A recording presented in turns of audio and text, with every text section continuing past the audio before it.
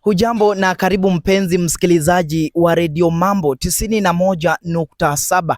Ni tarehe 13 mwezi wa 5 mwaka 2026. Mimi ni Musa Ilyasa, na kukaribisha kabisa mpenzi msikilizaji kwenye show yako, show ya Mambo Afrika.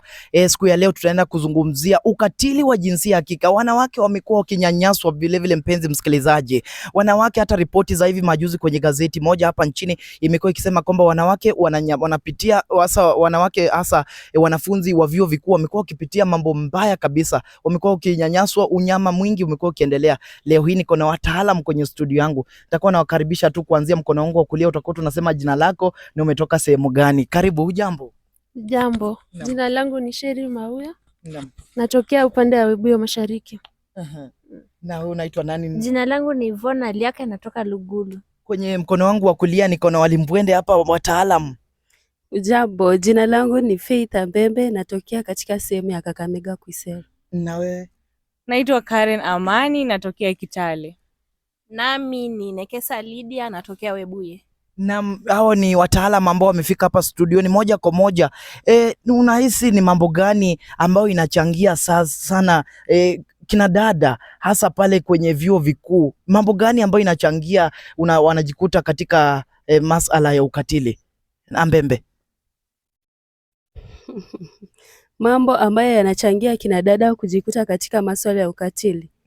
Mimi katika hoja yangu nitasema kwamba masuala ya mapenzi, kuhusiana na masuala ya mapenzi, ya kwamba tunapata ya kwamba jinsia ya upande mwingine, jinsia ya kiume inachukulia tuseme katika lugha ya Kimombo advantage ya watu wa jinsia ya kike, ya kwamba wanatuchukua ya kwamba sisi ni kama chombo, tuseme kama chombo ambacho chombo cha kupendwa ama cha kufanyia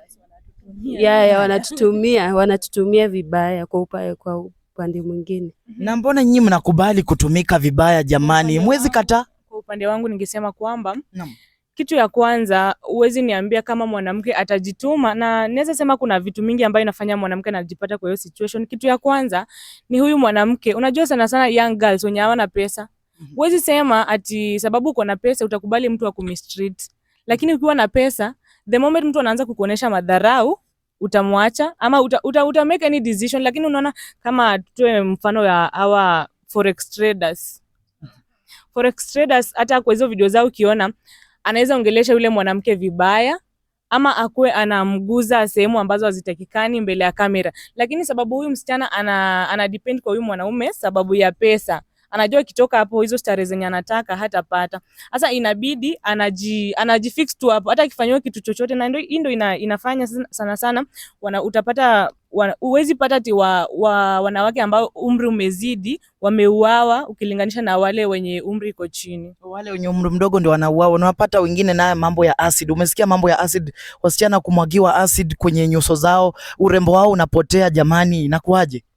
Umeona, mimi kuongezea kwa point ya Karen ni peer pressure from us. Lakini kama nimeona mtu kama Ambare yako na pesa, si pia mimi nitataka nikuwe kama yeye. Naona kuseme kama sasa napata kina Karen wamefanya kitu, I'm going to do the thing. Mimi naenda kutafuta mtu wa pesa, of which kama tuseme sponsor kama ya Airbnb venye watu wanauao na huko, naenda kutafuta hiyo mtu wa pesa ndio pia mimi nipate hiyo pesa nikuwe kama Karen. Yani due to peer pressure. Na mambo ukinapozungumzia mambo ya peer pressure, tutafanya aje? Kwa sababu inakera sana. Tutafanyaje ndiposa tu ensure kwamba wasichana wetu wako salama? So the first thing, mwanamke jipende, unajipenda. Hauwezi jipeleka tu, jikubali venye uko. Hauwezi jipeleka tu ufanyiwe vitu za ujinga all in the name of unatafuta pesa. Alafu wazazi, mwanafunzi wako akiwa shule, at least unamtumia pesa kiasi ya kujiketa. Unapata kuna wanafunzi shule ana chakula, so atafanya nini? Ndio unapata anatafutana na wanaoita wa babas. Wanaoita wa babas. Anatafutana na babas ampatie pesa at least apate chakula, nguo, kuvaa, kwenda class. Kuna wanaume wengine wanasema ati wasichana wamekuwa lazy sana, wanategemea wanaume sana kuwa providea. Hii ndio inachangia mambo ya ukatili. Ni ukweli ama ni story za jaba? Kwangu mimi naweza sema ni ukweli, kwa sababu ukiangalia jumla ya wasichana katika nchi hii wengi wanategemea wanaume, hawataki kuchukua jukumu lao kufanya kazi waweze kutafuta pesa zao.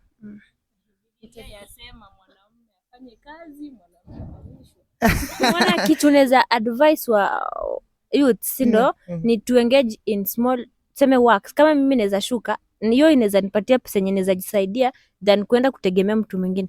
Kuna kazi mingi, mtu anaweza uza perfume, inaweza anza na pesa kidogo, mtu anaweza fanya kazi impe pesa. Yani you look for what you can do yenye inaweza kulipa baadaye, hata kama ni hiyo kidogo inaleta mingi. Katika hoja hiyo nitawazungumzia mada ya umaskini. Tuseme mwanamke huyu, hata kama mnasema ati hawajitumi, ameenda shule kusoma, hakuna vile ata balance hizi vitu zote. Sasa tuseme kama ametoka katika mfano katika familia ya umaskini, unapata ya kwamba anapiga simu nyumbani, hawana kitu. Sasa inamlazimu na hiyo kitu tuseme ni urgent, inamlazimu ajitume katika masuala kama hii, na ndio inachangia pia kujitokeza kwa jambo kama hizi pia. Tumefocus sana kwa pesa, but hii relationships pia inaua. Unaweza pata msichana hakuenda kwa huyo boy sababu ya pesa. Alikuwa anampenda na roho yake yote. Lakini huyu mwanaume, sijui wanaume wanawanga wamerogwa ama nini. Si wanaume wote jamani, si wote.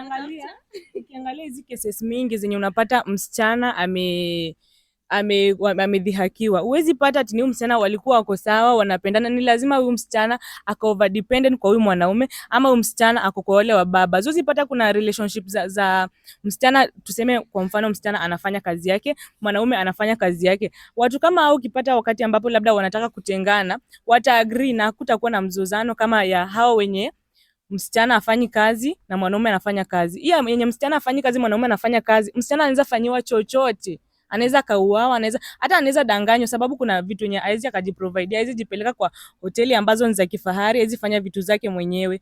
Mwanaume atamtegea, kwa hiyo anamdanganya mpeleke mahali, na hivyo ndio unapata wengine wameuawa kwa BNBs, wengine wametupwa kwa vichaka. Lakini kuna situations whereby unapata familia ya msichana wameprovide hata mwanaume, lakini mwanaume anaenda extra mile kumnyanyasa, kumfanyia ukatili huyu msichana. Mambo kama hiyo utasema ni nini? Ndio maana kuna seminaries saizi, kuna seminaries zinafunza wanawake. Inafunza wanawake kwamba ukiona katika mahusiano amuelewani, kitu cha maana msipigane. Kitu mzuri tu ni mtengane, na mtengane kwa amani. Si lazima mpigane, si lazima mfanyiane kitu. Mkitengana, huyu atatafuta mwenzake mwingine, huyu naye atatafuta mwenzake mwingine, na mambo itaendelea. But these situations in campus. Dem ametokea class, anarudi kwa nyumba. Unaona campus unapata wameoana. Anakuja kwa nyumba, anapata huyu mwanaume na mwanamke mwingine. Anajawa na hasira, unaona wanaanza kugombana, unapata mwanaume unasijua anampiga, anamfanyia nini, all in the name of amempata na mwanadada mwingine. So hizi relationships pia zina lead to hizo nini, wanawake kuumizwa. Mimi nitasema katika hoja yangu, kwa nini wanawake wanaumiza katika mahusiano, ni ya kwamba mtu akitoka katika mahusiano ile yenye alikuwa ingine, labda alitoka huko kama amefanyiwa udanganyifu. Sasa akikuja katika hii mahusiano mpya, anakuja katika anakuja kwa njia ya kurevenge. Akikuja na hiyo akili ya kurevenge, hiyo inamaanisha kuwa akiwa katika hii mahusiano hakuna vile hiyo mahusiano itaendelea, kwa sababu hakuna pia kutoaminiana na hakuna hizi vitu zingine. So utapata mwisho hiyo mahusiano itaisha kama huyu mwanamke ama mwanaume pia amedhulumiwa. Tumeona kesi ya Atieno. Umeona hadithi ya Atieno? Alice, umeona situation ya Alice Kunradhi, kumekuwa na Alice kule county, kule Nyanza. Amefanyiwa ukatili kama huo. Sijui unaweza zungumziaje hiyo scenario? Umesikia mambo ya gold digging, mambo ya nini? Unaweza zungumzia mambo kama hayo? Mimi kibinafsi naweza sema kulingana na hicho kitendo, kuniradhi, labda Alice hakuwa anasaidiwa na wazazi wake. Sasa huenda maybe ule ambaye alimuua alikuwa anamsaidia. Sasa sina uhakika. The thing ni tunaingia kwa relationship, hatujui, tuseme hatuja focus, umetoka kwingine ama you are double dealing watu wengi. Unajua mimi sitakupatia kila kitu time kona mtu mwingine. Nikikupata mimi nimekufanyia kila kitu, nimekulipia school fees, nimekufanyia kila kitu, alafu kuna mtu mwingine, hiyo ndio inafanya watu wanauawa. Alafu kitu kingine ni kitu inafanya watu wanauawa juu ya relationship ni mtu wako majuu wako UK, umependana na yeye tuseme through online, alafu amekutumia hivyo pesa mingi, Alafu tuseme unaweza pata mtu anatuma hivyo pesa na kusaidia na kutumia pesa mingi, alafu una misuse pesa yake. Ama tuseme nimeenda majuu natumia tuseme boyfriend pesa aunde biashara, alafu hiyo boyfriend yako anakula pesa. Unajua mimi nikitoka huko nikuja ametumia pesa yangu vibaya, hana hata kitu nimempea fanya hajafanya, nitakasirika. Na mpenzi mtazamaji, ndio mjadala ambao umenoga katika stesheni yako, stesheni mzuri, stesheni ya Radio Mambo 91.8. Wanasema kwamba fare inakulwa kabisa. Mpenzi mtazamaji, sijui maoni yako ni gani mpenzi mtazamaji? Weka hapo kwenye comment section maoni yako kulingana na ukatili wa jinsia ya kike ambao unaendelea katika taifa letu la Kenya. Imekuwa wako Musa Iliasa na hii ni Mambo Afrika.